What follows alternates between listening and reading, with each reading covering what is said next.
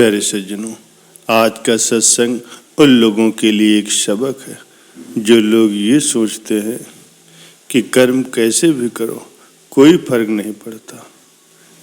किसी का बुरा सोचना, बुराई करना, चुगली करना, ईर्ष्या का भाव रखना, क्रोध करना, किसी को सताना, किसी को दुख देना, ये सब कुछ आपकी तरक्की, आपकी खुशियों को रोक देते हैं और आपके जीवन पर बहुत गहरा प्रभाव डालते हैं।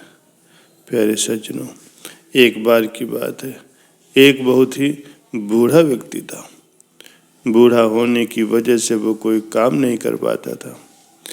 अपनी जीविका न कमा पाने के कारण वो बहुत ही दुखी रहता था। न जाने किन कर्मों की वजह से आज उसका ये हाल था कि वो रोज घर घर जाकर के भीख मांग करके अपना गुजारा करने पर मजबूर था। वो भिखारी रोज एक दरवाजे पर जाता और भीख के लिए आवाज लगाता। जब घर का मालिक बाहर आता तो वो उसे गंदी गंदी गालियां और ताने देता। वो बोलता कि मर जाओ, काम क्यों नहीं करते, जीवन भर भीख मांगते रहोगे। हमने क्या यहाँ पैसों का पेड़ लगा रखा है या खैरात बांट रहे हैं जो रोज मुंह उठाए चले आते हो। कभी कभी गुस्से में वो उसे धकेल भी देता, पर भिखारी बस इतना ही कहता, ईश्वर तुम्हारे पापों को क्षमा करे। एक दिन वो सेठ बड़े गुस्से में था, शायद उसे व्यापार में घाटा हुआ था।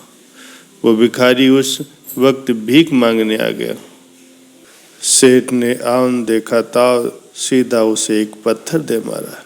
भिखारी के सर से खून बहने लगा।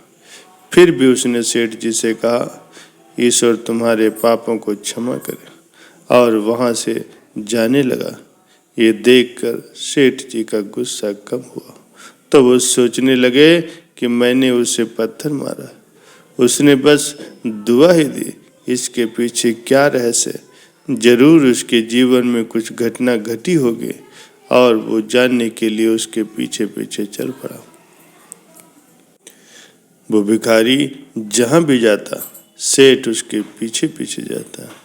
कहीं कोई उसे भीख देता तो कोई उसे गालियां देता, कोई मारता, जलील करता, पर भिखारी सबको इतना ही कहता, ईश्वर तुम्हारे पापों को क्षमा करे।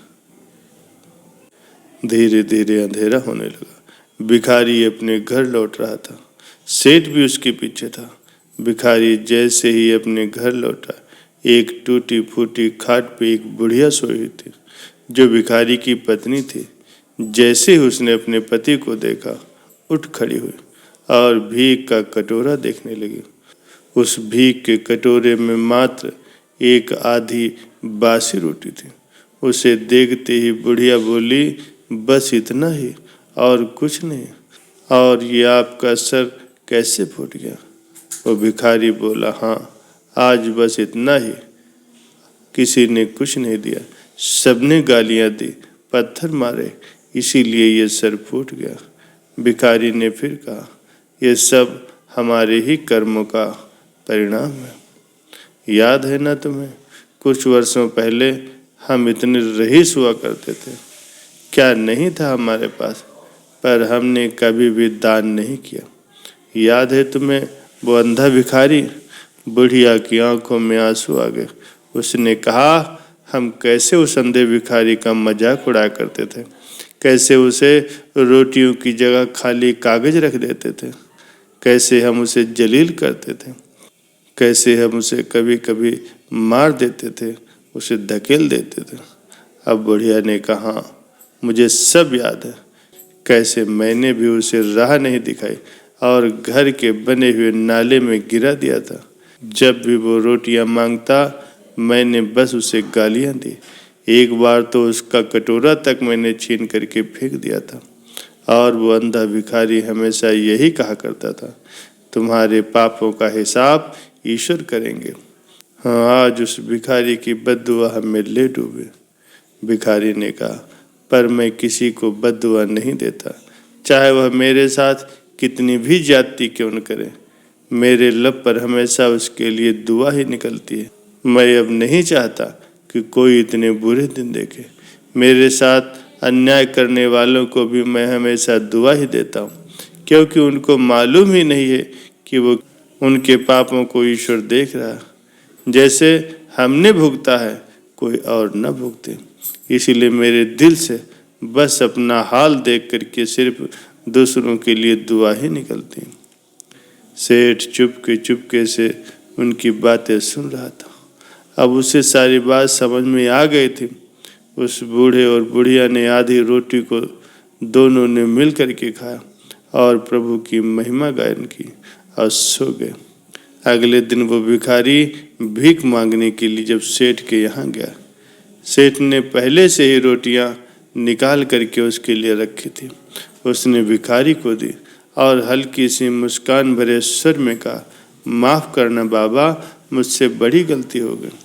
भिखारी ने कहा, ईश्वर तुम्हारा भला करे, और वो वहाँ से चला गया। सेठ को एक बात समझ में आ गई थी कि इंसान तो बस दुआ और बद्दुआ ही देते हैं, पर पूरी करना तो ईश्वर का काम है। वो सबके कर्मों का हिसाब करता है। प्यारे सज्जनों, आपने देखा कि कैसे हमारे कर्म हमें किस तरह की जिंदगी जीने पर मजबूर कर देते। इसीलिए जीवन में हमेशा ही अच्छे कर्म करो, कभी किसी का बुरा मत करो। ईश्वर आपकी खुशियों को बनाए रखेगा। बड़े बड़े दुख और मुसीबतें आपके जीवन से टल जाएंगे। प्यारे सज्जनों, जब हम किसी की मदद करते हैं, किसी को सुख देते हैं, किसी को परेशानियों से बाहर निकालने में सहयोग करते हैं, तो ईश्वर भी हमारे दुखों और कष्टों को टाल देता है और जीवन खुशियों से भरपूर हो जाता है।